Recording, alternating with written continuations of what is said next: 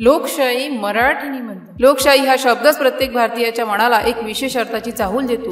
लोकांचे, लोकांसाठी, लोकांचे राज्य या उदात्त तत्वावर चालणारी भारतीय लोकशाही ही जगातील सर्वात मोठी लोकशाही आहे। इसवी सन 1947 मध्ये स्वातंत्र्य मिळाल्यानंतर भारताने लोकशाहीचा मार्ग अवलंबला आणि आजही तो तितक्याच बळकटीने पुढे चालला आहे। जगातील अनेक देशांनी राजेशाही, सैनिकी शासने किंवा इतर प्रकारची शासन प्रणाली अंगीकारली, पण भारताने आपल्या विविधतेत एकता जपणारी लोकशाहीच निवडली।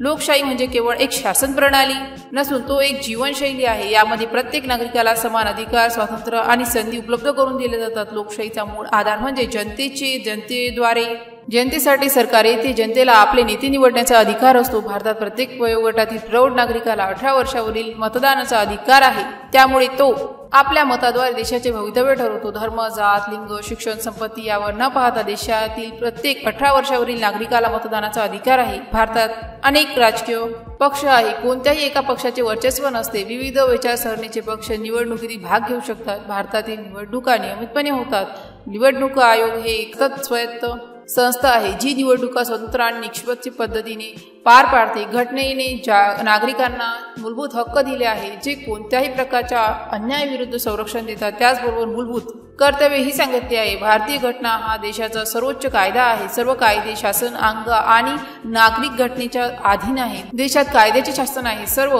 नागरिक कायद्यासमोर समान आहेत आणि कोणालाही कायद्यापेक्षा वरचा दर्जा दिला गेलेला नाही। भारतातील न्यायालय सरकारच्या हस्तक्षेपाशिवाय स्वतंत्रपणे काम करू शकतात आणि न्याय वाटप करू शकतात। भारतीय लोकशाहीची साधने निवडणुका। लोकशाहीचे सर्वात महत्त्वाचे साधन म्हणजे निवडणुका। याद्वारे जनता आपले प्रतिनिधी निवडते।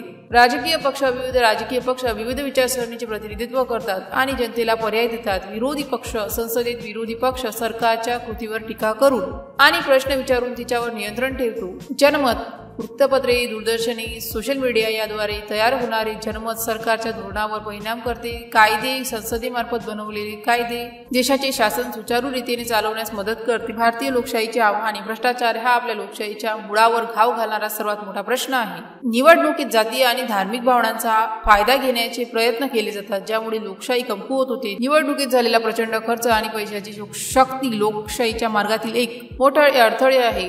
अज्ञान, गरिबी आणि निरक्षरतेमुळे नागरिक आपले मतदानाचे अधिकार योग्य रीतीने वापरू शकत नाही। निवडणुकी दरम्यान होणारा हिंसाचार आणि गुंडागर्दी हे लोकशाहीचे दुसरे मोठे आव्हान आहे। लोकसंख्येचा दबाव आणि त्यामुळे निर्माण होणारे इतर प्रश्न लोकशाहीला आव्हान देतात। भारतीय लोकशाही एक जिवंत श्वास घेणारी आणि सतत विकसित होणारी प्रक्रिया आहे। यात काही कमतरता आणि आव्हाने असली तरी ती आपल्या देशाची रीढ आहे। भारताने आपल्या लोकशाहीत मजबूतीद्वारे जगाला हे दाखवून दिले आहे की विविधतेत एकता साधणे आणि ती टिकवणे शक्य आहे। लोकशाहीची जपवणूक करणे ही केवळ सरकारचे कार्य नसून प्रत्येक नागरिकाचे कर्तव्य आहे। प्रत्येक नागरिकाने जागरूक राहून आपला मताधिकार जबाबदारीने वापरून आणि सतत चौकस राहून भारतीय लोकशाहीचे रक्षण केले पाहिजे, कारण जनता जागी झाली तरच लोकशाही अमर राहील। जर या पोस्टशी संबंधित काही गोंधळ असेल किंवा आपल्याला अशा कोणत्याही विषयाची माहिती हवी असेल तर कृपया खालील दिलेल्या कमेंट बॉक्सद्वारे आपले प्रश्न आम्हाला विचारू शकता। या पोस्टशी संबंधित आणखीन काही प्रश्न असतील आपण आम्हाला ते देखील सांगू शकता की आम्ही त्या समस्या नक्कीच सोडवू।